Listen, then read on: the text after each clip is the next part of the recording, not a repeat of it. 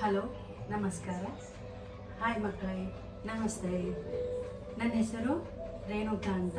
ಇವತ್ತು ನಾನು ಮತ್ತೊಂದು ಸ್ಟೋರಿ ತೆಗೆದುಕೊಂಡು ಬಂದಿದ್ದೀನಿ. ಇವತ್ತಿನ ಸ್ಟೋರಿ ಏನಪ್ಪ ಅಂದರೆ, ಈ ವಾರ ಬುದ್ಧ ಪೂರ್ಣಿಮಾ ಅಲ್ವಾ. ಸೊ ಇವತ್ತು ಬುದ್ಧನ ಒಂದು ಸಂದೇಶವನ್ನು ಒಂದು ಕಥೆಯ ರೂಪದಲ್ಲಿ ಹೇಳೋಕ್ಕೆ ನಾನು ಬಂದಿದ್ದೀನಿ. ಬುದ್ಧನ ಕಥೆ ಏನಪ್ಪ ಅಂದರೆ, ಒಂದಿನ ಬೋಧಿ ವೃಕ್ಷದ ಕೆಳಗೆ ಬುದ್ಧ ಗೊತ್ತಲ್ವಾ, ಗೌತಮ್ ಬುದ್ಧ. ಅವನು ಬೋಧಿ ವೃಕ್ಷದ ಕೆಳಗೆ ಒಂದು ಬೋಧನೆಯನ್ನು ಮಾಡ್ತಾ ಇದ್ದಾನೆ. ತನ್ನ ಶಿಷ್ಯರೊಂದಿಗೆ ಬೋಧನೆಯನ್ನು ಮಾಡ್ತಾ ಇರುವಾಗ, ಜೊತೆಗೆ ಆನಂದ ಅನ್ನೋ ಶಿಷ್ಯ ಕೂಡ ಇರುವಾಗ ಹೀಗೆ ಬೋಧನೆ ಮಾಡ್ತಾ ಇರುವಾಗ ಬೆಳಗ್ಗೆ ಎದ್ಬಿಟ್ಟು ಆವಾಗ ಒಬ್ಬ ಮನುಷ್ಯ ಅಂದರೆ ಅಪರಿಚಿತ ವ್ಯಕ್ತಿ ಬಂದ್ಬಿಟ್ಟು ಆ ಸಭೆಗೆ ನುಗ್ಬಿಟ್ಟು ಬುದ್ಧನ್ನ ಬಾಯಿ ಬಂದಂಗೆ ಬೈತಾ ಇರ್ತಾನೆ. ಯಾವ ಅವಾಚ್ಯ ಶಬ್ದಗಳಿಂದೆಲ್ಲಾನು ಬೈತಾ ಇರ್ತಾನೆ. ಆದರೆ ಬುದ್ಧ ಗೊತ್ತಲ್ವ ಎಲ್ಲರಿಗೂ, ಯಾವಾಗಲೂ ನಗುಮುಖ, ಶಾಂತ ಚಿತ್ತಭಾವ, ಹಾಗೆ ಕೂತ್ಕೊಂಡಿರ್ತಾನೆ. ಇವನಿಗೆ ಪಕ್ಕದಲ್ಲಿ ಕೂತ್ಕೊಂಡಿರ್ತಾನಲ್ವ ಶಿಷ್ಯ ಆನಂದ ಅಂತ, ಅವನಿಗೆ ತುಂಬ ಕೋಪ ಬಂದಿರುತ್ತೆ. ಏನು ಇವತ್ತು ಸುಮ್ಮನೆ ಬೈತಾ ಇದ್ದಿಲ್ಲ ನನ್ನ ಗುರುಗಳಿಗೆ, ಏನಕ್ಕೆ ಬೈತಾ ಇದೀಯ ಅಂತ ಕೇಳಕ್ಕೆ ಹೋಗ್ತಾ ಇರ್ತಾನೆ. ಯಾರು? ಆನಂದ ಅನ್ನೋ ಶಿಷ್ಯ. ಬುದ್ಧ ಹೇಳ್ತಾನೆ, ಇರು ಶಿಷ್ಯ, ಕೂತ್ಕೋ, ಇಲ್ಲೇ ಕೂತ್ಕೋ, ಏನು ಅನ್ಬೇಡ. ಅವನು ಎಷ್ಟು ಮನಸ್ಸೋ ಇಚ್ಛೆ ಎಷ್ಟು ಬೈಬೇಕು ಅಂದ್ಕೊಂಡಿರ್ತಾನೆ ಅಷ್ಟೆಲ್ಲ ಬೈಲಿ, ಇನ್ನೇನು ಅನ್ಬೇಡ ಅಂತಾನೆ. ಆನಂದ ತುಂಬ ಆಶ್ಚರ್ಯ ಆಗುತ್ತೆ. ಏನಪ್ಪ ಇವನು ನಮ್ಮ ಗುರು ಬುದ್ಧ, ಅವನು ಎಲ್ಲ ಏನು ಸುಮ್ಮನೆ ಬೈತಾ ಇದ್ದಾನೆ, ಎಲ್ಲ ಬೈಸ್ಕೊಂಡು ಸುಮ್ಮನೆ ಕೂತ್ಕೊಂಡಿದ್ದಾನಲ್ಲ, ಏನು ಅಂತೇಳಿ ಇವನಿಗೆ ಅರ್ಥ ಆಗಲ್ಲ. ಬುದ್ಧ ಹಾಗೆಯೇ ಕೂತ್ಕೊಂಡಿರ್ತಾನೆ. ಅವನಿಗೆ ಮನಸ್ಸಿಗೆ ನೆಮ್ಮದಿ ಆಗುವವರೆಗೂ ಆ ವ್ಯಕ್ತಿ ಬುದ್ಧನಿಗೆ ಬೈಬಿಟ್ಟು ಸರಿ ಅಂತ ಅವನು ಹೊಟ್ಟೋಗ್ಬಿಡ್ತಾನೆ. ಹೊಟ್ಟೋದಾಗ ಇವನಿಗೆ ಆಶ್ಚರ್ಯ ಆಗುತ್ತೆ. ಯಾರಿಗೆ? ಶಿಷ್ಯಗೆ. ಏನು ಗುರುಗಳೇ, ಅಷ್ಟೊಂದು ಅವನು ಆ ವ್ಯಕ್ತಿ ಬೈದ್ರೂ ಕೂಡ ನೀವು ಒಂದು ವಾಪಸ್ ಕೊಡ್ಲಿಲ್ವಲ್ಲ, ಯಾಕೆ? ನಂಗೆ ತುಂಬ ಆಶ್ಚರ್ಯ ಆಗ್ತಾ ಇದೆ, ಏನಿದು ರಹಸ್ಯ ಅಂತ ಕೇಳ್ತಾನೆ. ಹೌದು, ಅವನು ಮನಸ್ಥಿತಿ ಹೇಗಿದೆ ಏನೋ ನನಗೆ ಗೊತ್ತಿಲ್ಲ. ಸೊ ಅವನಿಗೆ ಅವನ ಭಾವನೆ ಏನಿದೆ ಒಟ್ಟಿನಲ್ಲಿ ಬಂದ್ಬಿಟ್ಟು ನನಗೆ ಬೈಬೇಕನ್ನೋದಿದೆ, ಅವನು ಬೈದ್ಬಿಟ್ಟಿದ್ದಾನೆ.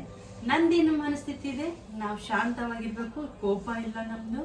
ಕೋಪ ಅಂತೂ ಮಾಡ್ಕೊಳ್ಳೋದೇ ಇಲ್ವಲ್ಲ ಬೌದ್ಧ ಧರ್ಮದಲ್ಲಿ, ಕೋಪ ಮಾಡ್ಕೊಳ್ಳೋದಿಲ್ಲ, ಯಾರಿಗೂ ಎದುರು ಅಹಿಂಸೆಯನ್ನು ಯಾರಿಗೂ ಕಷ್ಟ ಕೊಡಬಾರ್ದು. ಅದಕ್ಕಾಗಿ ನಾನು ಶಾಂತ ಚಿತ್ರವಾಗಿದ್ದೀನಿ. ಅವನು ಏನು ಕೊಟ್ಟಿದ್ದಾನಲ್ವ, ನಾನು ಏನು ತಗೊಂಡೇ ಇಲ್ಲ ಅಂತಾನೆ. ಏನು ಕೊಟ್ಟಿದ್ದಾನ ಅವನು, ನೀವೇನು ತಗೊಂಡಿಲ್ಲ ಅಂತಾನೆ. ಹೌದಾ, ನಿಂಗೆ ಇನ್ನೂ ಅರ್ಥ ಆಗಲ್ಲ ಇದು, ನಿಂಗೆ ಮತ್ತೊಂದು ದಿನ ತಾನೇ ಅರ್ಥ ಆಗುತ್ತೆ ಅಂದ್ಕೊಂಡು ಮುಂಜಾನೆಯ ಒಂದು ತಮ್ಮ ಬೋಧನೆಯನ್ನು ಮುಗಿಸ್ಬಿಟ್ಟು ಮಧ್ಯಾಹ್ನದ ಹೊತ್ತಿಗೆ ಏನು ಮಾಡ್ತಾರೆ, ಮತ್ತು ಈ ಪ್ರದೇಶದಿಂದ ಮತ್ತೊಂದು ಪ್ರದೇಶಕ್ಕೆ ಅವರು ಬೋಧನೆ ಮಾಡೋಕ್ಕೆ ಹೋಗ್ತಾ ಇರ್ತಾರೆ. ಹೀಗೆ ಹೋಗ್ತಾ ಇರುವಾಗ ಹಾದಿಲಿ ಅವನಿಗೆ ಬಾಯಾರಿಕೆ ಆಗುತ್ತೆ. ಯಾರಿಗೆ? ಬುದ್ಧನಿಗೆ ಬಾಯಾರಿಕೆ ಆಗುತ್ತೆ. ಆವಾಗ ಶಿಷ್ಯ ಇರ್ತಾರಲ್ಲ ಜೊತೆಗೆ, ಆನಂದ ಸ್ವಲ್ಪ ನಂಗೆ ಬಾಯಿ ಆಡ್ತಾ ಇದೆ, ಸ್ವಲ್ಪ ಕುಡಿಯೋಕೆ ನೀರು ತಂದು ಕೊಡು ಅಂತಾನೆ. ಸರಿ ಗುರುಗಳೇ, ಆಯಿತು ಅಂತೇಳಿ ಹೀಗೆ ಒಂದು ದೂರದಲ್ಲಿ ಸ್ವಲ್ಪ ಹೊತ್ತು ಹೋಗಿ ಅಲ್ಲಿ ಹರಿಯುವ ನೀರು ಕಾಣಿಸುತ್ತೆ. ಆ ನೀರಲ್ಲಿ ಹೋಗಿ ತಗೊಳ್ಬೇಕು ಅಂದ್ಕೊಂಡಿರ್ತಾನೆ. ಆವಾಗ ಏನು ಮಾಡುತ್ತೆ, ಕುರಿಗಳು ದನಗಳೆಲ್ಲ ಓಡಾಡಿದೆಲ್ಲ ಗಲೀಜು ಹೋಗ್ತಾ ಇರುತ್ತೆ. ಆಮೇಲೆ ವಾಪಸ್ ಬರ್ತಾನೆ ಆನಂದ. ಯಾಕಪ್ಪ ನೀರು ತಂದಿಲ್ಲ ಆನಂದ ಅಂತೇಳಿ ಬುದ್ಧ ಕೇಳ್ತಾನೆ. ಬುದ್ಧ, ಇಲ್ಲ ಗುರುಗಳೇ, ನಾನು ಹೋಗಿ ನೀರು ತಗೊಳ್ಬೇಕು ಅಂದ್ಕೊಂಡಿದ್ದೆ, ಆವಾಗ ಮೇಲಿಂದ ದನಕರುಗಳು ಓಡಾಡಿ ತುಂಬ ಗಲೀಜಾಗಿದೆ ನೀರೆಲ್ಲ ಅಂತಾನೆ. ಹೌದಾ, ಸರಿ ಅಂತಾನೆ. ಹಾಗೆ ಸುಮ್ಮನೆ ಮಾತಾಡ್ಕೊಂಡು ಕೂತ್ಕೊಂಡಿರುವಾಗ ಮತ್ತೆ ಒಂದು 10 ನಿಮಿಷ ಬಿಟ್ಟು, ಇವಾಗ ಹೋಗಿ ನೋಡ್ಕೊಂಡು ಬಾ, ನೀರು ತಗೊಂಡು ಬಾ, ನನಗೆ ತುಂಬ ಬಾಯಾರಿಕೆ ಆಗಿದೆ ಅಂತಾನೆ. ಮತ್ತೆ ಆನಂದ ಹೋಗ್ತಾನೆ. ಹೋಗಿ ಮತ್ತೆ ನೀರು ನೋಡ್ತಾನೆ. ಇನ್ನು ನೀರು ಗಲೀಜೇ ಇದ್ದು, ಸ್ವಲ್ಪ ಅಂದರೆ ರೆಡಿಯಾಗಿರುತ್ತಲ್ಲ ಅದೇ ರೀತಿಯಾಗಿದ್ದು. ಮತ್ತೆ ವಾಪಸ್ ಬರ್ತಾನೆ. ಯಾರು? ಆನಂದ. ವಾಪಸ್ ಬಂದು, ಇಲ್ಲ ಗುರುಗಳೇ, ಮತ್ತೆ ಇನ್ನು ನೀರು ಕೂಡ ಶುದ್ಧವಾಗಿಲ್ಲ, ಇನ್ನೂ ಸ್ವಲ್ಪ ರೆಡಿ ಬರ್ತಾ ಇದೆ ಅಂತಾನೆ. ಸರಿ ಅಂತೇಳಿ ಇನ್ನು ಒಂದು ಅರ್ಧ ಗಂಟೆ ಬಿಟ್ಬಿಟ್ಟು ಬುದ್ಧ ಹೇಳ್ತಾನೆ, ಇವಾಗ ಹೋಗಿ ನೋಡ್ಕೊಂಡು ಬಾ ಅಂತಾನೆ. ಸರಿ ಆಯಿತು ಅಂತೇಳಿ ಬುದ್ಧನಿಗೆ ನೀರಡಿಕೆ ಆಗುತ್ತಲ್ಲ, ಸರಿ ಅಂತ ನೀರು ತರಲಕ್ಕೆ ಹೋಗ್ತಾನೆ. ಯಾರು? ಆನಂದ. ಅವ್ನು ಹೋಗಿಬಿಟ್ಟು ಅಲ್ಲೇನು ಮಾಡ್ತಾನೆ, ನೀರೆಲ್ಲ ಅವಾಗ ಶುದ್ಧ ಶಾಂತ ಚಿತ್ತವಾಗಿ ಹರಿತಾ ಇರುತ್ತೆ. ಹರಿಯೋ ನೀರಲ್ವಾ, ಸೊ ಹರಿತಾ ಇರುತ್ತೆ, ಶುದ್ಧ ಆಗಿರ್ತದೆ ಅಂದ್ಕೊಂಡು ಅವಾಗ ಆನಂದ ನೀರು ತುಂಬ್ಕೊಂಡು ಬರ್ತಾನೆ. ನೀರು ತುಂಬ್ಕೊಂಡು ಬಂದು ಗುರುಗಳಿಗೆ ಕೊಡ್ತಾನೆ. ಏನು ಆನಂದ, ಎಷ್ಟೊಂದು ನೀರು ಶುದ್ಧವಾಗಿದೆಯಲ್ಲ, ಇಷ್ಟೊತ್ತು ಹೇಳ್ತಾ ಇದೀಯ ನೀನು, ನೀರು ತುಂಬ ಗಲೀಜು, ಕುಡಿಯೋಕೆ ಯೋಗ್ಯ ಅಲ್ಲ ಅಂತ ಹೇಳ್ತಾ ಇದೀಯಾ, ಇವಾಗ ನೋಡಿದ್ರೆ ಏನು ಮ್ಯಾಜಿಕ್ ಮಾಡಿದೀಯಾ ಅಂತ ಕೇಳ್ತಾನೆ ನಕ್ಕೊಂಡು ಬುದ್ಧ. ಮ್ಯಾಜಿಕ್ ಇಲ್ಲ, ಏನೂ ಇಲ್ಲ ಗುರುಗಳೇ, ಯಾವಾಗ ರೆಡಿಗಿತ್ತಲ್ಲ ಸ್ವಲ್ಪ ಹರಿಯುವ ನೀರು ಸ್ವಲ್ಪ ಸಮಾಧಾನದಿಂದ ಅರ್ಧ ಗಂಟೆ 1 ಅವರ್ ಬಿಟ್ಟನಲ್ಲ ನಾನು, ಬಿಟ್ಟಾಗ ರಾಡಿ ನೀರು ಹರ್ಕೊಂಡು ಹೋದ್ರು, ಶುದ್ಧ ನೀರು ಮತ್ತೆ ಬಂದು ಅದನ್ನು ನೀವು ತಂದು ನಿಮಗೆ ಕೊಡ್ತಾ ಇದ್ದೀನಿ. ನೀನು ಬೆಳಿಗ್ಗೆ ಕೇಳಿದೆಯಲ್ಲ, ಅದೇ ಇದು ಉದಾಹರಣೆ ತೆಗೆದುಕೋ ನೋಡು. ನೀನು ಆವಾಗಲೇ ನೀನು ಒಂಚೂರು ತಾಳ್ಮೆ ಇಲ್ಲದೆ ನಿಂಗೆ ನೀರಡಿಕೆ ಆಗಿತ್ತು, ತಾಳ್ಮೆನೇ ನಿನ್ನ ಹತ್ರ ಇರಲಿಲ್ಲ ಅಂದ್ರೆ ಅದೇ ರಾಡಿ ನೀರು ಕುಡಿಬೇಕಾಗಿತ್ತ ನೀನು? ಅವಾಗೇನಾಗ್ತಿತ್ತು, ನಿನ್ನ ಮನಸ್ಸಿಗೂ ಒಂಥರ ಆಗ್ತಾ ಇತ್ತು. ಅಂದರೆ ರಾಡಿ ನೀರು ಕುಡ್ನಲ್ಲ, ನಾನು ಗಲೀಜ್ ನೀರು ಕುಡ್ನಲ್ಲ, ಏನಾಗುತ್ತೋ ಏನೋ ಭಯ ಇರ್ತಿತ್ತು ನಿನ್ನ ಮನಸ್ಸಲ್ಲಿ. ಅದೇ ರೀತಿಯಾಗಿ ಇವಾಗ ನೀನು ಶುದ್ಧ ನೀರು ತಂದುಬಿಟ್ಟೆ, ನಿನ್ನ ಮುಖದಲ್ಲಿ ಆ ಖುಷಿ ಕಾಣಿಸ್ತಾ ಇದೆಯಲ್ಲ, ಶುದ್ಧ ನೀರು ಕುಡಿಯೋಕ್ಕೆ ತಂದಿದ್ದೀನಿ, ಕುಡಿದ್ರೆ ಒಳ್ಳೆ ಹೆಲ್ತಿ ಕೂಡ ಒಳ್ಳೇದಾಗುತ್ತೆ ಅಂತೇಳಿ.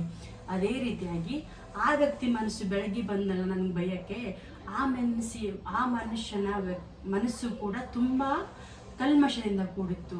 ಯಾವಾಗ ಕಲ್ಮಶದಿಂದ ಕೂಡಿರುತ್ತೋ ಆ ವ್ಯಕ್ತಿ ಆ ಥರವಾಗಿ ತನ್ನ ಭಾವನೆಗಳನ್ನು ಬೇರೆಯವರಿಗೆ ಹೊರಗಡೆ ಹಾಕ್ತಾನೆ. ಅದು ಗಲೀಜು ಅಂತ ತಿಳ್ಕೊಂಡು ನಾವು ಶಾಂತ ಚಿತ್ತವಾಗಿರಬೇಕು. ಅವನ ಮನಸ್ಸು ತಾನೇ ತಣ್ಣಗಾಗಿ ನಂತರ ಅವ್ನಿಗೆ ಯಾವ ತಪ್ಪು ಯಾವ ಸರಿ ಅಂತ ಅರ್ಥ ಆಗಿದ ಅವನಿಗೆ ತಾನೇ ಅರ್ಥ ಆಗುತ್ತೆ. ಅದನ್ನು ಅವಾಗ ಯಾವಾಗ ಬೈತಾನಲ್ವಾ, ಅದನ್ನು ನಾವು ತೆಗೆದುಕೊಂಡ್ವಿ, ಅದಕ್ಕೆ ವಾಪಸ್ ಕೊಟ್ವಿ ಅಂದರೆ ಆವಾಗ ಕೂಡ ಅವನು ಗಲೀಜೆಲ್ಲ ನಮ್ಮ ಮನಸ್ಸಿಗೆ ತಂದುಬಿಟ್ಟು ನಾವು ಕಲ್ಮಶರಾಗ್ತೀವಿ. ಅದಕ್ಕೆ ನಾನು ಸುಮ್ಮನೆ ಇದ್ದೆ, ಅವಾಗ ಕೊಟ್ಟಿದ್ದು ಅವನಿಗೆ ವಾಪಸ್ ಕೊಟ್ಬಿಟ್ಟೆ. ಈಗ ಅವನಿಗೆ ಕೊರಿತಾ ಇರುತ್ತೆ, ನಾನು ಇಷ್ಟೊಂದು ಬೈದ್ರೂ ಕೂಡ ಬುದ್ಧ ಒಂದು ಮಾತು ಆಡಿಲ್ಲ ಅಂತೇಳಿ ಅವನಿಗೆ ನೆಮ್ಮದಿ ಇರಲ್ಲ.